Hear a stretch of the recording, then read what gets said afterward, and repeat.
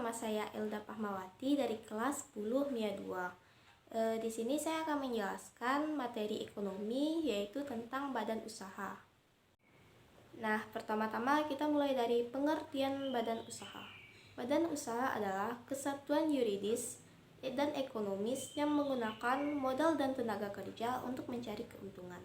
Sedangkan perusahaan adalah unit ekonomi yang mengkombinasikan manusia, alam, modal, pengusaha atau wirausaha untuk menghasilkan sejumlah barang atau jasa. Nah, jenis badan usaha ini ada 5. Yang pertama, agraris, yaitu mengolah sumber daya alam untuk menghasilkan suatu barang tertentu. Yang kedua, ada ekstraktif, yaitu mengambil sumber daya alam. Nah, yang ketiga ada perdagangan, membeli dan menjual kembali barang tanpa mengubah bentuk aslinya.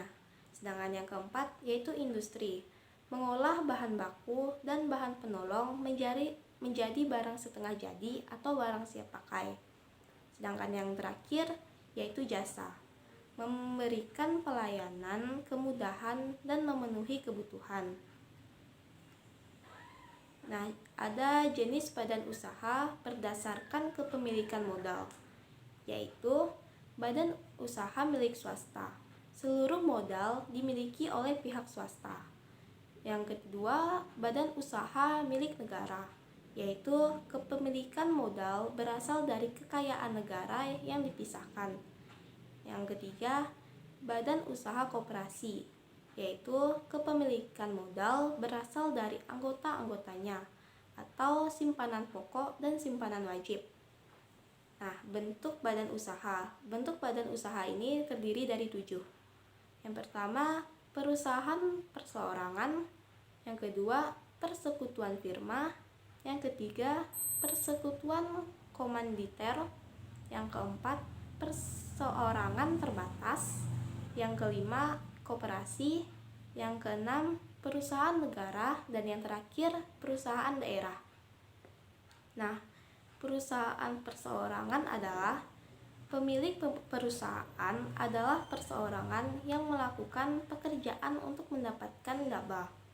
Sedangkan perusahaan perseorangan memiliki kelebihan dan kekurangan. Kelebihannya adalah mudah didirikan. Gerak usaha tidak terlalu dibatasi undang-undang. Pajaknya lebih rendah.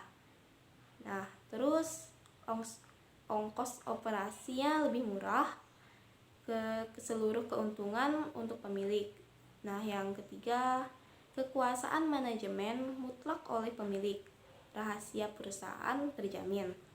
Tapi punya kekurangannya. Kekurangannya yaitu modal besar perusahaan terbatas. Tanggung jawab pemilik tidak terbatas. Kontinuitas perusahaan tidak terjamin. Kesulitan kompetensi pimpinan bila perusahaan akan ekspansi. Persekutuan firma, yaitu usaha beberapa orang yang bersekutu untuk menjalankan perusahaan dengan kesepakatan memakai nama bersama. Persekutuan firma juga punya kelebihan dan kekurangan, yaitu kelebihannya adalah membutuhkan modal lebih mudah terpenuhi. Kebutuhan modal lebih mudah terpenuhi. Keputusan yang diambil lebih objektif. Tiap sekutu menaruh perhatian sungguh-sungguh pada perusahaan. Dan kekurangannya, tanggung jawab sekutu tidak terbatas. Dualisme pimpinan kadang berpotensi konflik. Yang ketiga, investasi kurang liquid. Persekutuan komanditer, yaitu perusahaan beberapa orang bersekutu untuk menjalankan perusahaan dengan kesepakatan pembagian kerja, atau sekutu aktif dan sekutu pasif. Nah, sekutu aktif yaitu selain investasi modal juga menjalankan perusahaan. Sedangkan sekutu pasif hanya investasi modal. Persekutuan komanditer juga memiliki kelebihan dan kekurangan. Kelebihannya mudah didirikan, mudah memperoleh kredit, kebutuhan modal mudah terpenuhi. Yang kedua, kepemimpinan lebih baik, investasi lebih liquid untuk sekutu pasif. Kekurangannya, kontinuitas perusahaan tergantung sekutu aktif. Semangat memajukan perusahaan kurang optimal karena terbatas pada tanggung jawab. Sedangkan perseorangan terbatas adalah suatu persekutuan untuk menjalankan perusahaan dengan modal usaha sendiri atas beberapa saham atau share. Jenis-jenis perseorangan terbatas ada PT terbuka atau go public, atau yang disebut saham diperjualbelikan dalam bursa untuk umum, bentuk saham atas unjuk. Yang kedua, PT tertutup, dimiliki oleh orang-orang tertentu, bentuk saham atas nama. PT milik negara atau persero, sebagian atau seluruh saham milik negara. PT kosong, PT yang sudah bangkrut dan tidak beraktivitas, tapi secara hukum telah sah sebagai PT. Struktur organisasi PT ada rapat umum pemegang saham, dewan dimisaris, dewan direksi atau direktur utama dan direktur lainnya. Sedangkan perseorangan terbatas ini punya kelebihan dan kekurangan. Kelebihannya, tanggung jawab terbatas presentasi saham yang dimiliki, pemisahan pemilik dengan manajemen, mudah mendapatkan modal, efisiensi kepemimpinan. Sedangkan kekurangannya, pajaknya besar, biaya pendiriannya lebih mahal, rahasia perusahaan tidak terjamin, kurangnya perhatian pemegang saham. Dan ada koperasi. Koperasi adalah definisi menurut bahasa CO yang artinya bersama ditambah operation atau pekerjaan. Definisi koperasi menurut Undang-Undang Nomor 25 Tahun 1992 adalah badan usaha yang beranggotakan orang atau badan hukum koperasi dengan kegiatan yang berlandaskan prinsip koperasi dan gerakan ekonomi rakyat berasaskan kekeluargaan. Misi koperasi berdasarkan Undang-Undang Nomor 25 Tahun 1992, yaitu memacu pengembangan usaha, kemandirian, dan keprofesionalisme. Peran pemerintah terhadap koperasi berdasarkan Undang-Undang Pasal 60 Nomor 25 Tahun 1992, yaitu menciptakan dan mengembangkan iklim dan kondisi yang mendorong pertumbuhan serta kemasyarakatan koperasi. Yang kedua, memberikan bimbingan kemudahan dan perlindungan kepada koperasi. Nah, koperasi ini juga punya struktur. Ada 3, yaitu rapat anggota tahunan, pengurus, badan pengawas atau pemeriksa. Peran koperasi dalam meningkatkan kemakmuran rakyat. Di sini perannya ada 4. Yang pertama, meningkatkan pendapatan rakyat dan pendapatan nasional. Yang kedua, mengentaskan kemiskinan. Yang ketiga, meningkatkan kualitas hidup. Dan yang terakhir, keempat, memperkokoh perekonomian rakyat dan koperasi sebagai soko gurunya. Nah, koperasi juga punya kelebihan dan kekurangan nih. Kelebihannya yaitu prinsip pengelolaan bertujuan untuk kesejahteraan anggota. Anggota berperan sebagai konsumen dan produsen. Yang ketiga, berdasarkan sukarela. Yang terakhir, mengutamakan kepentingan anggota.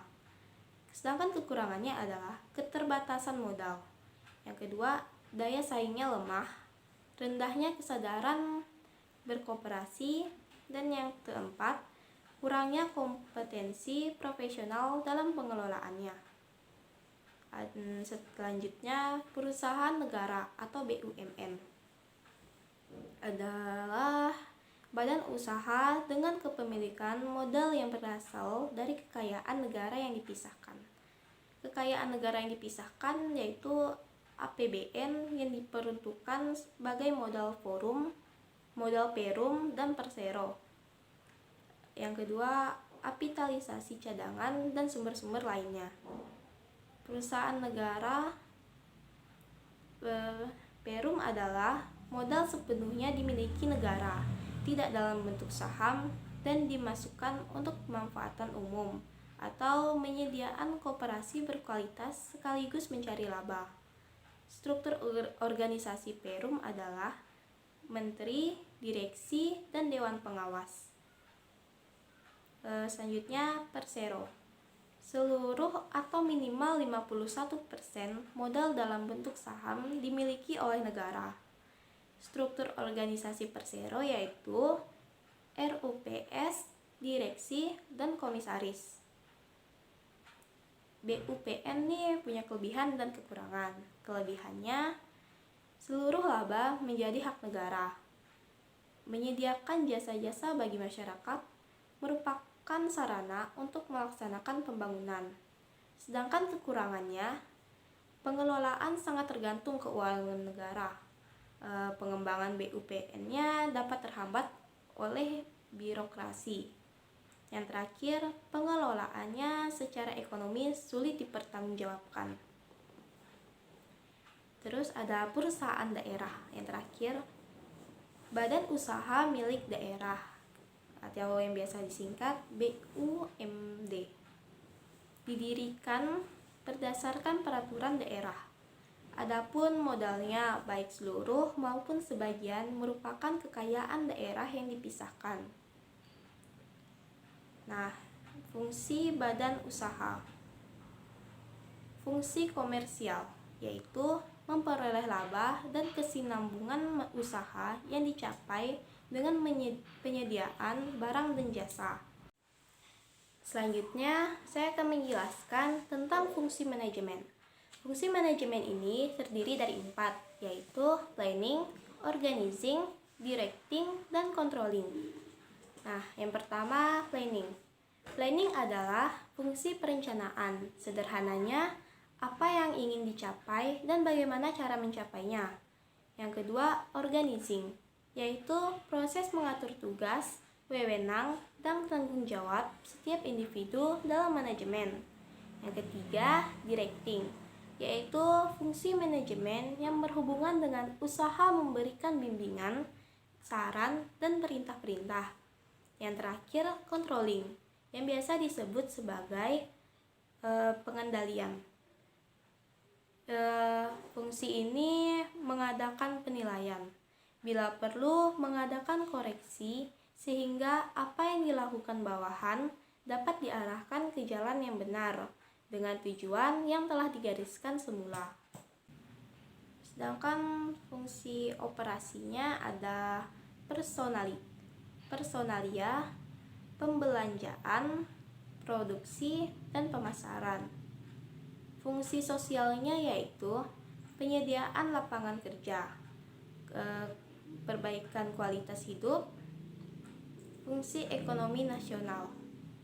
Perusahaan adalah mitra pemerintahan dalam pembangunan ekonomi jika kegiatan perusahaan searah dengan pembangunan yang dicanangkan pemerintah.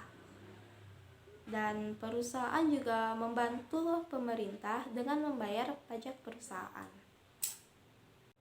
Baiklah, sampai di sini saja video presentasi saya. Semoga bermanfaat, kurang dan lebihnya mohon dimaafkan. Terima kasih.